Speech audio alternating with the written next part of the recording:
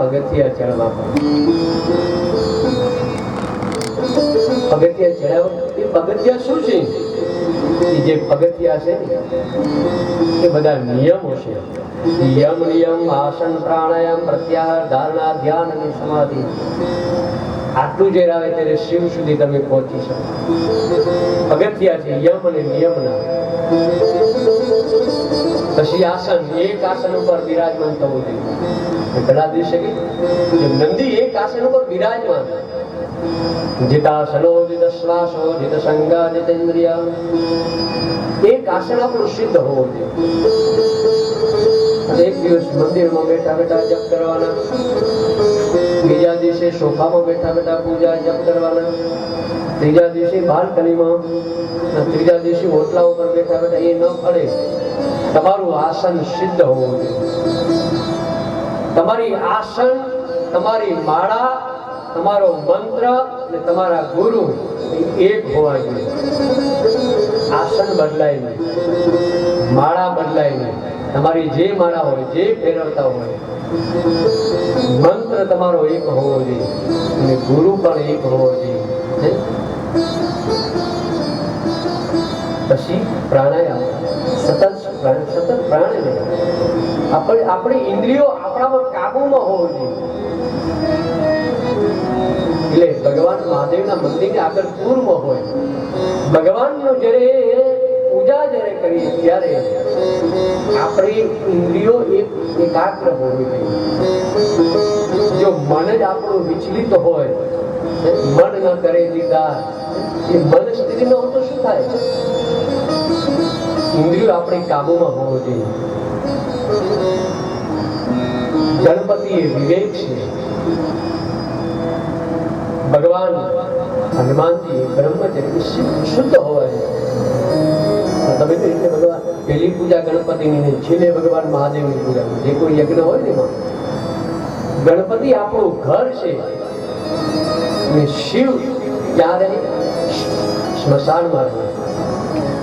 માણસની યાત્રા કેટલી છે? ઘરથી સ્મશાન સુધી બેફામ કેટલું થાકી જવું પડ્યું. કોઈ યાત્રા લાંબી નથી. બસ શિવ સુધી પહોંચવાનું. શિવ એટલે કલ્યાણ.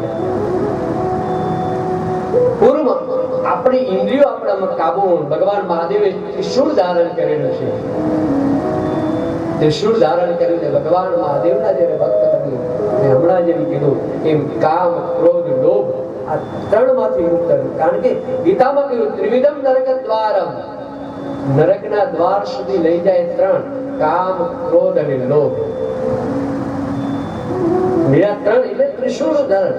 ભગવાને સર્પ ધારણ કર્યા છે. સર્પ જીવનમાં, સર્પ એટલે કાળ. જીવનમાં ક્યારે કાળ એની તમારા જોડે. તમને સતત શિવમય રહેવું જોઈએ. ભગવાને ઘરેણું સર્પનું કહ્યું. આપણે બધા અલગ પહેરી ઘરેણા. આપણે ઘરેણા પહેરે તો સાચવવું પડે, પણ શિવનું ઘરેણું ઘરે આવે તો આપણે ભાગવું પડે. જો કલિયુગનું મહિમા, કલિયુગ કેવો થઈ ગયું સાહેબ ખરેખર. ઘરમાં ઉંદર નીકળે તો પિંજરું લાવીને પૂરી મૂકી આવે. પણ એ જ કોટ ડાંગર ગણપતિ પૂરા કે તમારા એઠોરના ગણપતિ, જે કોટના ગણપતિની જગ્યાએ 1000 કુંડી યજ્ઞ મેં કર્યો હતો આચાર્ય પદે.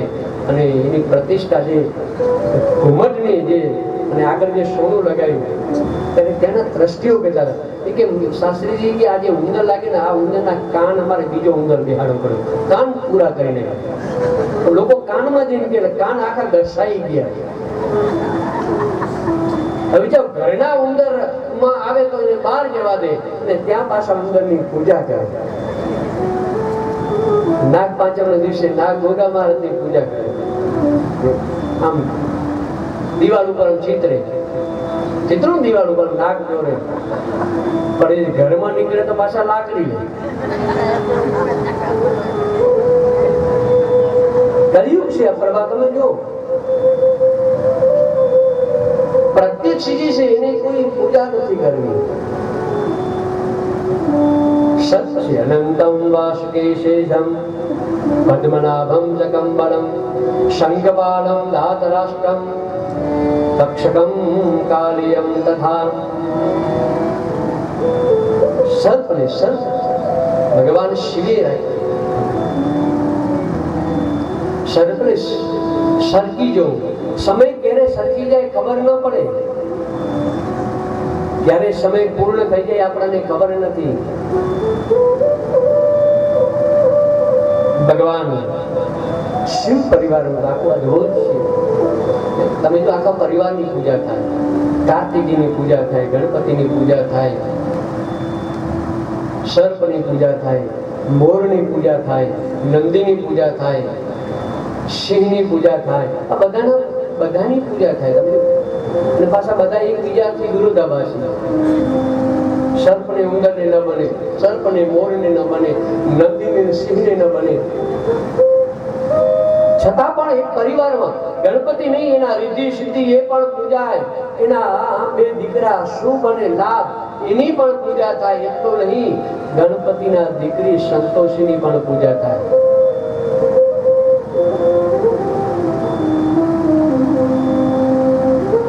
ઓખાની પણ પૂજા થાય. ઓખા ચૈત્ર મહિનામાં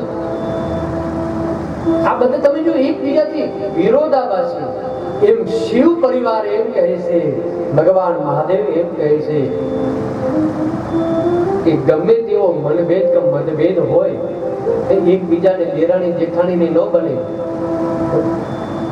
કદાચ સાસુ વને ન બને, કદાચ ભાઈ ભાઈને, પણ જ્યારે પ્રસંગ હોય ત્યારે સાથે રહે.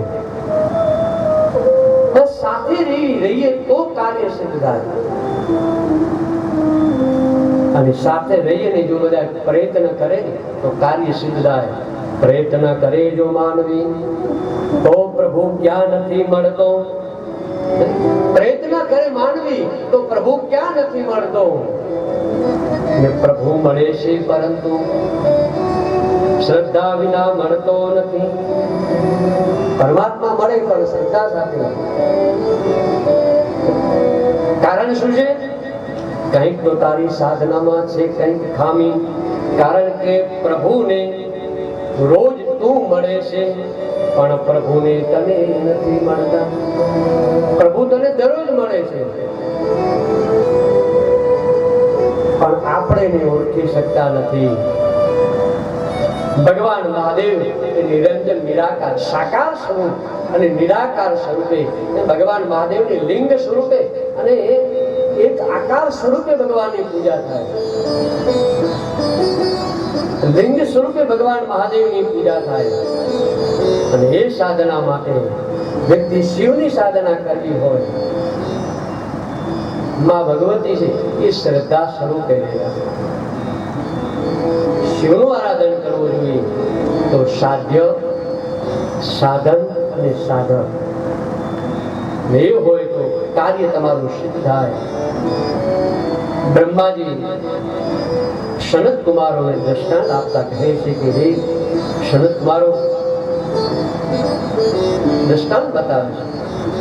એક દિવસ સનત કુમારો વ્યાસજીના આશ્રમમાં આવ્યા અને વ્યાસજી ધ્યાનમાં હતા, સતત ધ્યાનમય હતા અને ધ્યાન કરતા હતા. તમે કોનું ધ્યાન કરો છો? તો હું સત્યનું ધ્યાન કરું છું, સત્યમય બન્યું છું. સતત ધ્યાન, સત્યમ પરમ ધીમહિ. ધ્યાન નો અલગ અલગ અર્થ થાય. તમે ગાડી લઈને જતા હો, તમને કેમ કે ધ્યાન દઈને ગાડી ચલાવી, ત્યાં આંખો નથી બંધ કરવાની. આંખો બંધ કરીને ગાડી ચલાવો ખરા, પણ ધ્યાન દઈને. એક ભાઈને લગ્ન થયા પછી 2-3 મહિના પછી ઘરવાળી ભાગી ગઈ.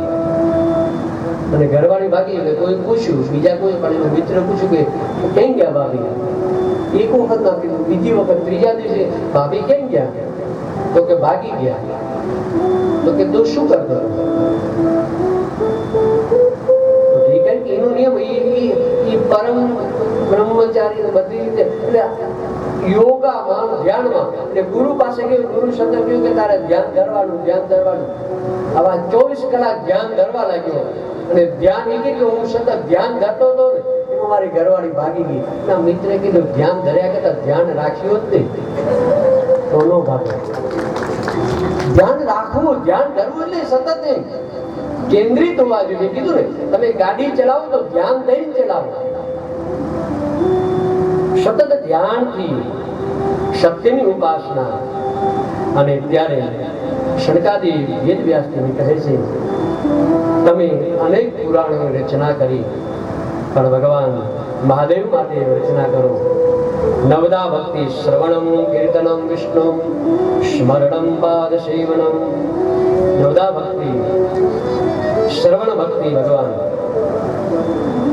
ભગવાન મહાદેવ માટે વિશેષ પ્રકારની પૂજા આપી છે. એના માટે લિંગની લિંગમાં અલગ અલગ વર્ણ બતાવ્યા છે.